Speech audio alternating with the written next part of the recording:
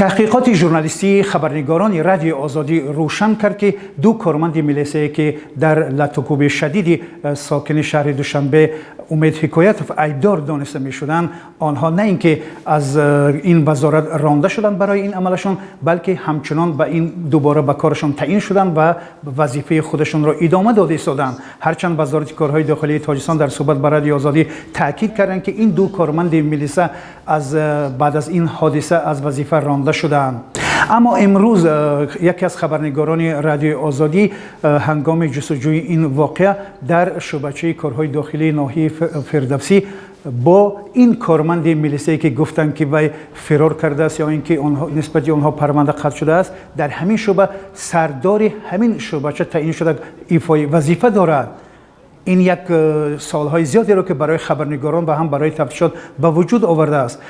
و در همین حال گلچهره خلمت و عضو ائتلاف ضد شکنجه در صحبت با رادیو آزادی گفت که دادستانی شهر دوشنبه تحقیقات در نسبت این دو کارمند میلیسا را باز داشت و آنها را بیگناه حسابید و آنها امروز آزادانه هم در آزادی میگردند و هم در شعبه کارهای داخلی ناحیه فردوسی به کار خود ادامه دادند. ائتلاف ضد شکنجه تاجیکستان تصمیم گرفته است از بالای این قرار پرکاتور شهر دوشنبه شکایت ببرد تا اینکه این پرونده از نو به بررسی گرفته شود. نسبت به زبیدالله سنگین مرازاده و سفر دادروف، یعنی که کارمندان میلیسای شعبه ناحیه فردوسی گمانبران شکنجه امید عنایتوف با قسم سیوم ماده 316 کودکس جنایی برآمدن از حد وکالت منصبی پرونده باز شده بود. امید حکایتوف را آنها روز 31 مارس امسال با نشانه‌های آسیب پوشیده مایدان و عموما شکنجه شدید به بیمارستان آوردند. او دعوا دارد که دو ناظر منطقوی میلیسا شکنجهش کرده حیاتش را